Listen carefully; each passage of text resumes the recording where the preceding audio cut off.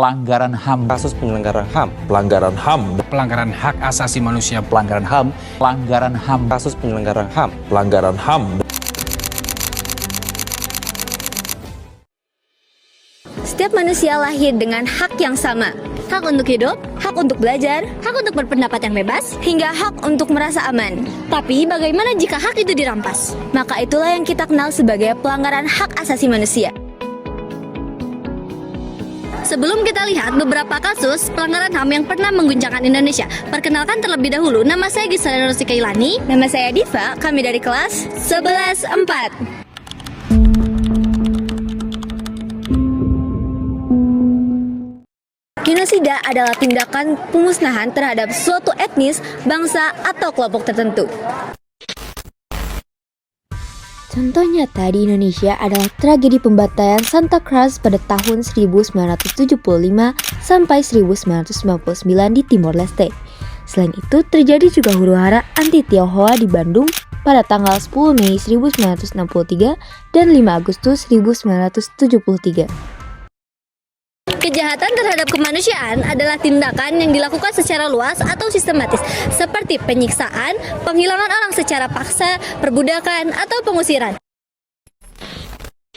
Kasus nyata kejahatan terhadap kemanusiaan antara lain yaitu peristiwa 1965 G30 SPKI, di mana banyak orang ditangkap dan dipenjara tanpa proses hukum, bahkan hingga dieksekusi. Contoh lainnya adalah kasus pelecehan massal pada kerusuhan Mei 1998 saat Orde Baru runtuh. Diskriminasi adalah perlakuan tidak adil terhadap suatu individu atau kelompok berdasarkan ras, agama, suku, jenis kelamin, atau latar belakang sosial.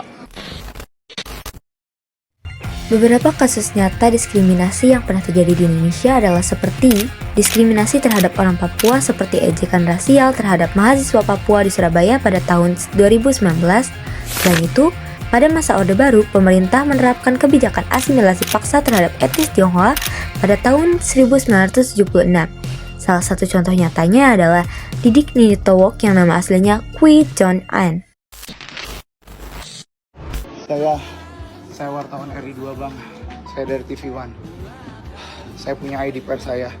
Ini lengkap dengan identitas pers saya, dengan pas pampres ada capnya. Ini semua asli 100%. Oh, handphone 2. Enggak, ini enggak ada sama sekali Bang. Pelanggaran hak atas menyuarakan pendapat. Pelanggaran ini dapat terjadi ketika seseorang dibatasi atau bahkan dilarang ketika menyampaikan pendapat secara lisan maupun secara tulisan tanpa hukum dasar yang jelas.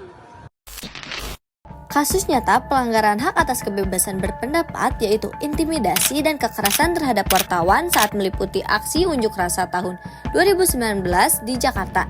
Selain itu, ada pula penculikan dan penghilangan paksa terhadap 23 aktivis pada tahun 1998. Pelanggaran hak anak meliputi eksploitasi, perdagangan anak, pekerja anak, maupun penelantaran. Beberapa kasus nyata pelanggaran hak anak di Indonesia adalah seperti eksploitasi anak kelas 1 SD di Samarinda oleh ibu kandungnya yang mulai diselidiki pada September 2025. Juga kasus TPPO eksploitasi seksual terhadap 21 anak di bawah umur pada tahun 2023. KDRT adalah kekerasan fisik maupun psikis yang terjadi dalam lingkup keluarga. Contoh nyata kekerasan dalam rumah tangga yaitu laporan tahunan 2023 Komnas Perempuan mencatat ribuan kasus KDRT. Dan di Papua pada tahun 2024 seorang istri dibakar oleh suaminya yang berstatus sebagai anggota TNI di depan anak mereka yang masih di bawah umur. Pelanggaran HAM bisa disebabkan oleh beberapa faktor, seperti penyalahgunaan kekuasaan oleh pejabat atau aparat, atau bisa juga disebabkan karena lemahnya penegakan hukum. Kapolri, saya minta semua petugas dinaikin pangkat. Faktor intoleransi, diskriminasi, dan fanatisme juga bisa disebabkan oleh faktor sosial ekonomi seperti kemiskinan, konflik, dan lain sebagainya. Solusi sebelum pelanggaran HAM terjadi. Yang pertama ada edukasi HAM sejak dini. Yang kedua, penguatan penegak hukum yang tegas. Yang ketiga, pengawasan pemerintah. Dan yang terakhir, membiasakan budaya toleransi dan dialog. Solusi setelah pelanggaran HAM terjadi: 1. Mengadili pelaku pelanggaran HAM seadil-adilnya, melakukan rehabilitas pada korban hingga korban mendapatkan haknya kembali. 3. Menjamin transparansi dan kasus tidak tertutup-tutupi. 4. Mereformasi ulang kebijakan-kebijakan agar pelanggaran HAM tidak terjadi kembali. Dampak pelanggaran HAM. Pelanggaran HAM ini memiliki dampak yang sangat luas. Bagi korban, mereka kehilangan hak dasar seperti jiwa, kebebasan, pendidikan, pekerjaan, bahkan nyawa mereka pun bisa hilang. Yang kedua, bagi masyarakat, muncul rasa takut, trauma kolektif, dan hilangnya kepercayaan terhadap hukum. Bagi negara, citra buruk di mata internasional, resiko sanksi, hingga menurunnya stabilitas politik dan ekonomi. Dan bagi generasi muda, lahirlah rasa tidak adil yang bisa memicu konflik sosial serta konflik baru. Adalah luka yang tak boleh dilupakan. Dari masa lalu, kita belajar untuk tidak mengulanginya. Dari masa kini, kita belajar untuk menegakkannya. Dan untuk masa depan, kita memastikan bahwa semua orang menghormatinya tanpa terkecuali. Bagi saya warna hitam bukan lambang duka cita, tetapi lambang keteguhan.